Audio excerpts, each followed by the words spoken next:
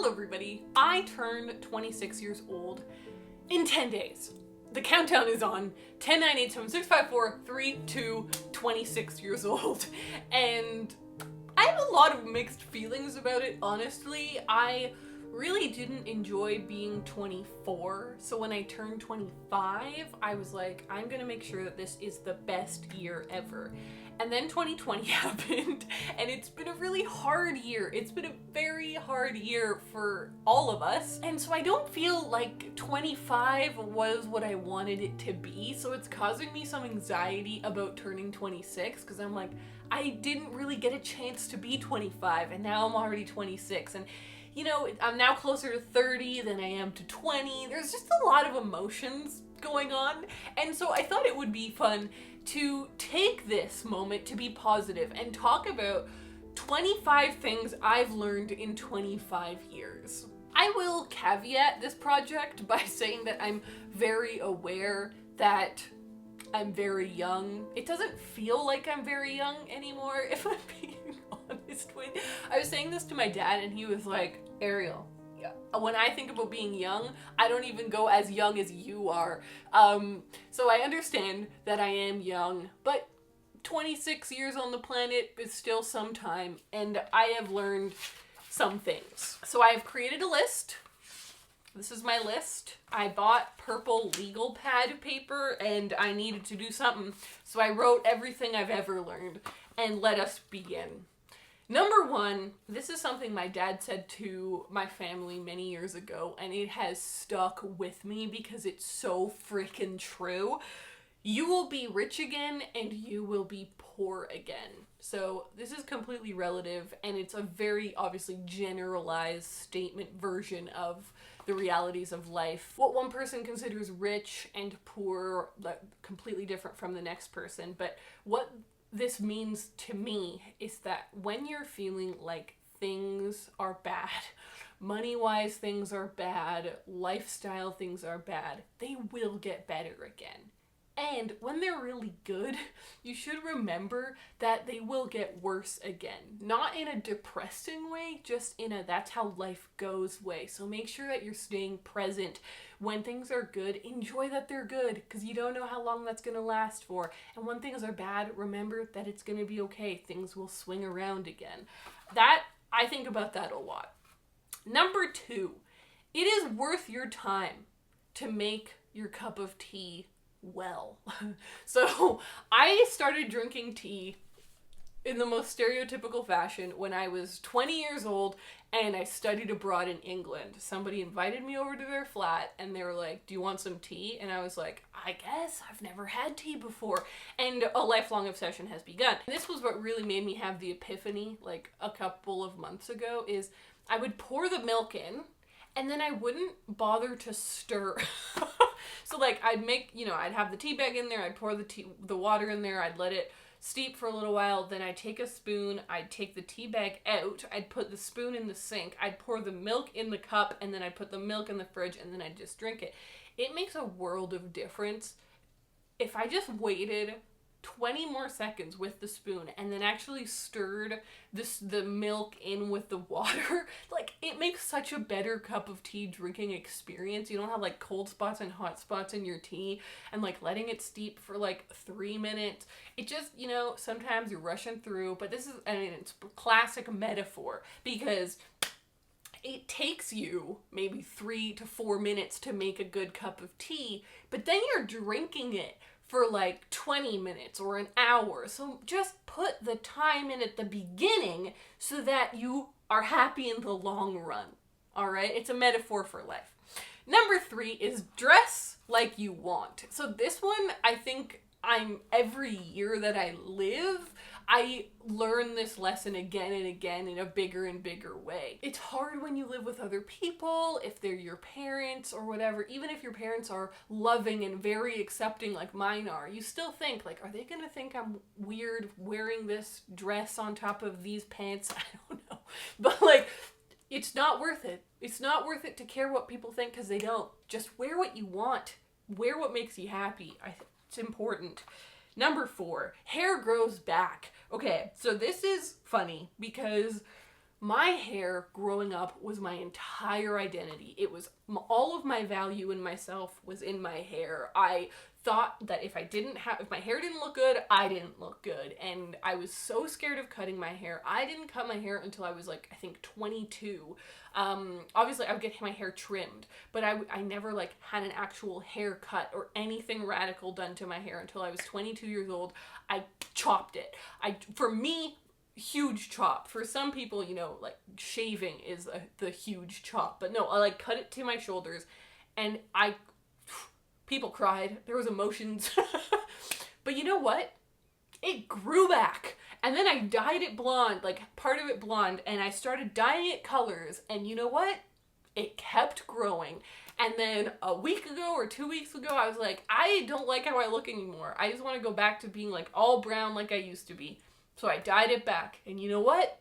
It keeps on growing. Hair is a whole thing. It matters. It's dramatic. It's emotional. I'm not trying to minimize that. Like I said, this is a whole journey for me. But in the end, what I realized, it just grows back. It grows back. It's gonna be okay. It grows back. Number 5, school isn't everything. Okay, this, you know, I can imagine. If you're currently a student, you're like, oh yeah, Ariel, great epiphany. You don't know how it feels, but I really do, because for so long, I considered myself the Hermione. I was like, I am the student that cares. I do all my homework. I do all the reading. I never miss a class. I blah, blah, blah. Like, my identity was so tied to school. And it isn't that school doesn't matter. School does matter. It matters for a myriad of reasons. I remember how important it was to me that kids in my high school class thought I was smart. That's probably my darkest secret, is that I just was so tied up. And I think I still am, to a large part, because of how much I cared about school. I am tied up in how intelligent I hope other people are perceiving me as. It's not worth your mental health to have your entire identity tied to school. And I learned this the hard way when I went through my master's program. Suddenly I had to question, whoa, I'm not enjoying being a student. Does that mean I'm not a good student anymore? Because I wish I wasn't here. And it made me question all these things, and made me realize, like, you know what? I can get a B. I mean, you couldn't. In a master's, you can't get a B or you fail. You have to get an A. But, you know, I could get an A minus, and nobody knows. Nobody cares. We all graduate with the same degree.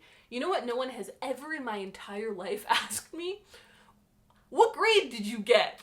No one's ever asked me that. I have never even used my degrees for my jobs, which is like a whole depressing question in and of itself. Number 6, you don't know anything about other people.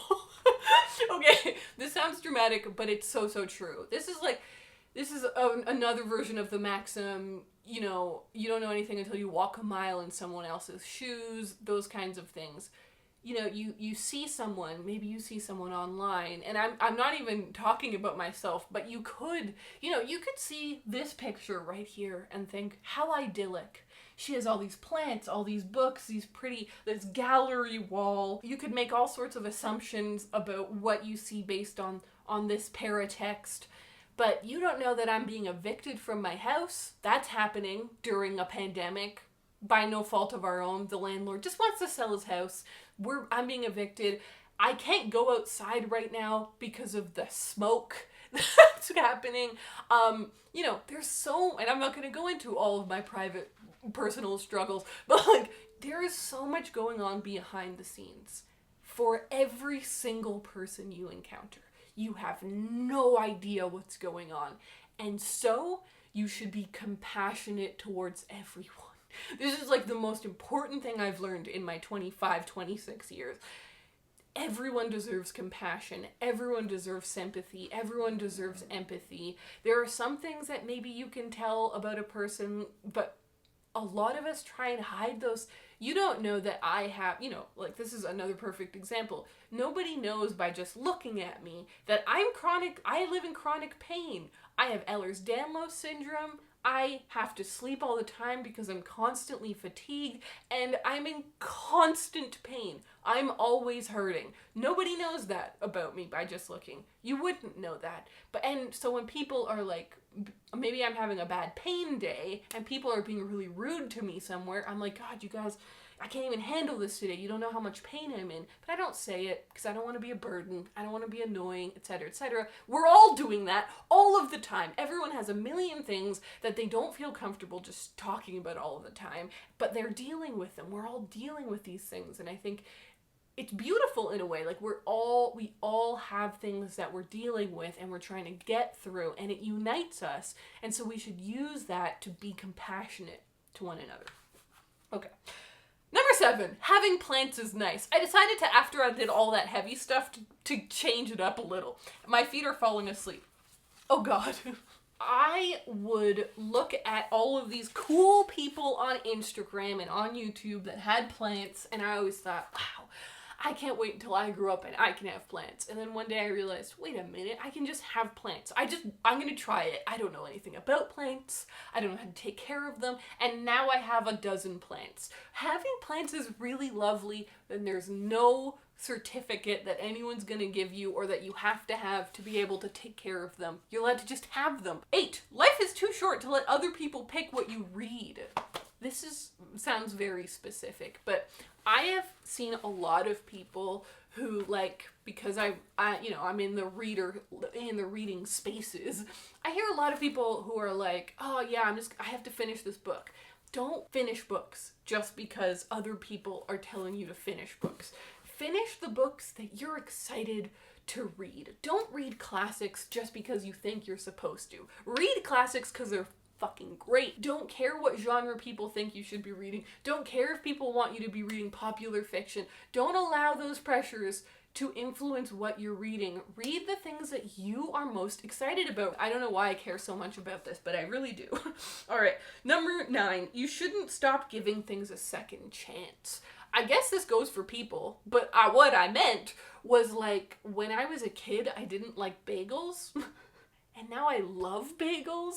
Or like my nails. I always paint my nails. I love painting my nails. It brings me a lot of joy. 3 years ago, I couldn't stand having painted nails. Give things a second chance. Don't think that you know yourself so much that you're not going to change. Number 10, being in control of your finances is cool. So, okay, this is a little nerdy, I guess, but I have really, really enjoyed learning about my finances. Like, I have a high interest savings account now. I save a certain percentage of my income for just savings and a certain amount of my income for my taxes because I'm self-employed, so I don't have an employer who separates my taxes for me. I've learned loads about credit cards and all sorts of. It's cool. You know what? I respect people who are in charge of their finances. I think it's boss. Number 11, fix or delete. Oh my God. Okay. I can make a whole video about fix or delete because it's basically my entire life's motto. If you have a problem or a situation, in my eyes, you only have 2 options. If it's like causing a problem in your life, you can either fix it, so you can put in the time to deal with it, and maybe that's what it needs. It needs, like, maybe it's a relationship and it needs to be nurtured and you need to have a conversation about it. Or your other option is to delete, to walk away, to end it. That sounds very dramatic. It sounds very binary, but for me, that really helps me to have just a yes or no. I'm either gonna, you know what, I have to put in the time to fix this thing, or, you know what, it's not worth it to me. I'm gonna delete it. And that can be from, like, little things to, like, oh, this email, I need to reply to this email. Okay, I'll reply to it because I don't want to delete it, right? It's this or that. Okay, number 12, you don't need to show up to an airport early. I swear to God. So I have been very fortunate in my life that I have gotten to travel a lot. And I love traveling.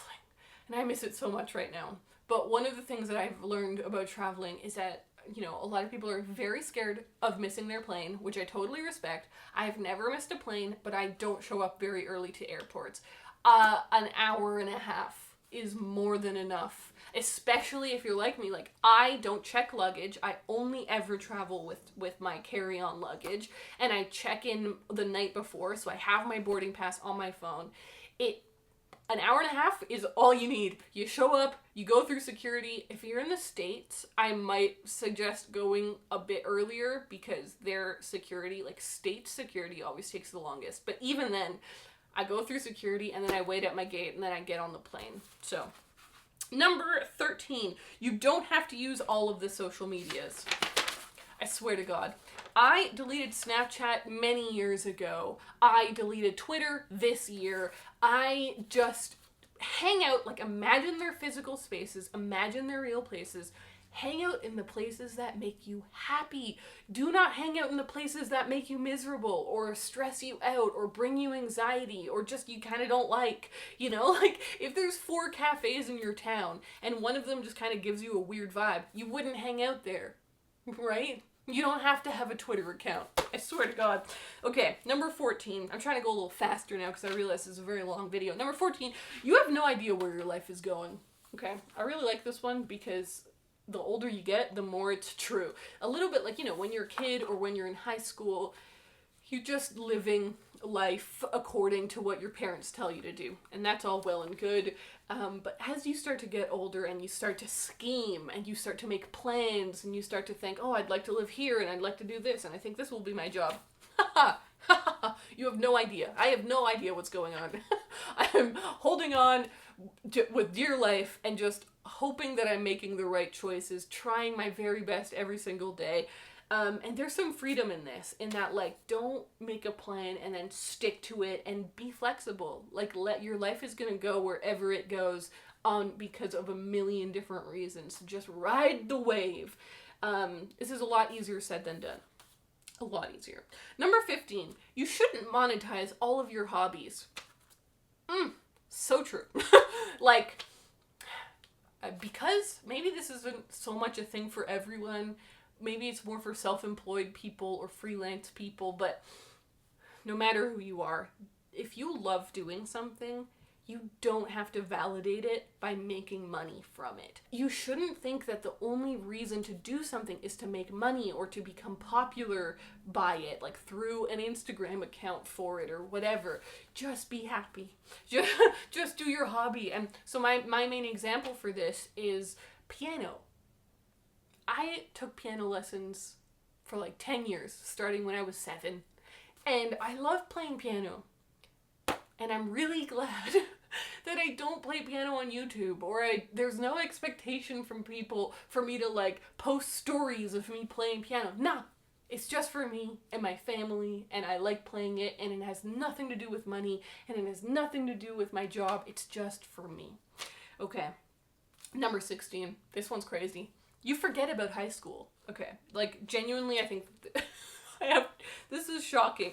I remember being in high school and I hated high school. I thought high school was the absolute, I still think it's the absolute worst. I don't think people should go to high school.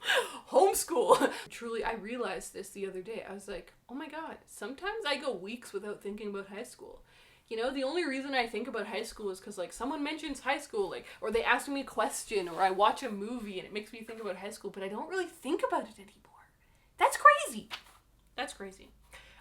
Okay, 17. There isn't only one way to do things. Look for alternatives. For example, I want to own a house. I'm 25. I'll be 26 soon. I make a decent income, but I'm not rich. I'm not making like 100K a year, right? Like, I'm just not. So I have limited options for like getting a mortgage or whatever. And so what I've started doing is looking into alternatives. Why not live in a cabin? Why not live in a yurt? Why not live in like farther away from the city? And I mean, that's like a large scale example of like looking for alternatives. But there's a million different versions of this. If something is hard and it's not working for your lifestyle or for you, maybe there's something different that you can be doing that maybe other people think is weird, but who cares what the other people think? Okay, number 18. Some people will dislike you. This one is hard to hear because there's like a very deep human part of us that wants to be liked. But you know what? This video has dislikes. There are just people that hate me, that they don't like me. There's always going to be people who just don't jive with you for whatever reason. and that's okay. There's people that you don't like, and there's people that don't like you. This sucks. This is like the saddest one. Let's move on. Number 19, you're allowed to take naps. I feel like taking naps is a little taboo. Like, people are like, I don't know, it's like a little shameful to take naps. It's really not. Naps are lovely. I love naps. They're so nice. Take naps. Number 20, dressing weather appropriately is nice. So the other day I bought a rain jacket. I mean, it was like many months ago. I bought a rain jacket because I was like going somewhere and it was raining, and I was like, why don't I own a rain jacket? And I look back on my youth and I think about all the times that I didn't dress appropriately for the weather. Like, all throughout high school, I refused to wear winter boots. I live in Canada, and I would just wear Converse year round. Or I have this really thin green canvas jacket that I love. Great jacket. It's not very warm, but I would wear that through winter because I thought it looked cool. And I just realized as I get older, I'm like, it's nice to dress according to the weather. It's very comfortable and dry. Okay. Number 21. You're allowed to let projects go. You are. Sometimes you start something and you don't like it anymore and you feel trapped. You feel like you have to finish it. And I think this is similar to, like, you start a book, you're enjoying it, and then you keep reading, and then suddenly you're not liking it anymore and you just feel like you have to finish it. No, you don't. No one is keeping count. No one is keeping tally. You're allowed to just stop doing things that you don't like doing anymore. Obviously, that's dependent on if you've made promises. If you've promised someone and they're, like, depending on you, then you should either finish it or you should talk to this person openly and candidly and be like, is there a solution? Because I'm miserable. But you're allowed to have those conversations. Number 22. It's hard to live in the moment. This is kind of cheesy, but I've realized this year, 2020, the year of epiphanies, while we're all just sitting at home, staring out the window, I've realized that it's hard for me to live in the moment. I'm always, like, trying to make everything good and perfect, and, like, I've got, like, looking forward into the future, and I forget to, like, revel in the now. Even when things are really hard or really difficult, reveling in the now is so important. I was, of all things, I went on Facebook because I wanted to buy something on Facebook Marketplace. I went on Facebook and it told me, like, it gives you those memories. It's like, this is where you were 4 years ago. And it showed me a friend that I don't really talk to anymore just because we both moved, who I used to go and get ice cream with every week.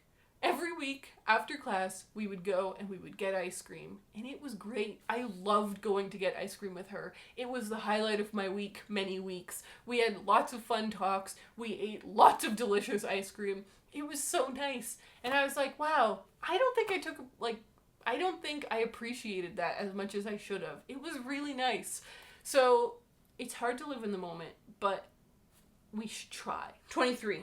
There's no shame in doing what you have to do to make money. Whether that's, like, you're having to work a minimum wage job that you don't like, don't add on to that feeling embarrassed about it. If you're working hard because you need to work hard, there's respect in that. There's pride in that. If you're doing the best that you can do with the tools that you have available to you, do that. And so in that spirit, this video is brought to you by Skillshare. Skillshare is an online learning community for creatives where millions come together to take the next step in their creative journey. Skillshare offers thousands of inspiring classes for creative and curious people on topics including illustration, design, photography, video, freelancing, and more. I am so grateful to Skillshare for supporting my channel. Today's Skillshare payment will be going to changing my winter tires. That's right, Skillshare helps Ariel change her winter tires. I'm going to get an oil change. I have to get my winter tires on because I live in a mountainous zone where starting October 1st, I have to have winter tires if I want to cross certain mountain ranges. So thank you, Skillshare. With an annual subscription, Skillshare is less than $10 a month, and it's oriented towards learning, so they don't have ads. Woo! They don't have ads. They are just these really great classes, including originals that they have. Like, some of my favorite classes that I've started watching are these creative writing courses by Roxanne Gay and by Gail Foreman. The first 1,000 people that use the link down in my description will get a free trial of Skillshare premium membership. So click the link down below. Help me pay to change my winter tires. All right, we only have 2 more to go. Number 24, being weird doesn't matter. I have been called weird my entire life. Are you like me? Have you been called weird your entire life? I feel like I could have an entire series of merch that just says weird. Like, I'm weird all over it. I have had the craziest people that shouldn't be calling me weird, call me weird. And it used to bother me. When I was little, it used to bother me because to me it meant other. It meant different. It meant not one of us. It meant strange and bad. But now, I don't see it that way. I am weird. I know I am. I'm a strange one, and that's okay. It's just me. I'm just being me. And honestly, all the best people I've met are a little weird. Okay, and my last one is, I don't know anything. I thought I would undercut this entire video with my last one. I was sitting there trying to think, like, what is gonna be my 25th thing? What am I gonna say? And it just felt like I needed to admit to how I'm still learning so much. I'm learning how to be a better person.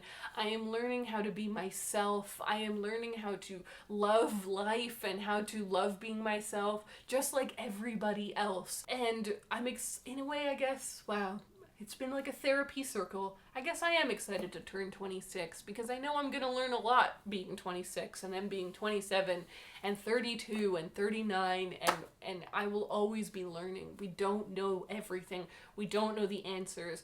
I do know that by reading and writing and thinking and watching, I learn and I learn how to be a better person. So thank you so much for watching this video. I would love if you would leave a tip down below. It would be really cool if the description, or not the description, the comments became like a repository of knowledge. So someone that came and watched this video could scroll down below and read all of your amazing advice. All right, I hope that you guys enjoyed this video and I will see you in my next one. Bye.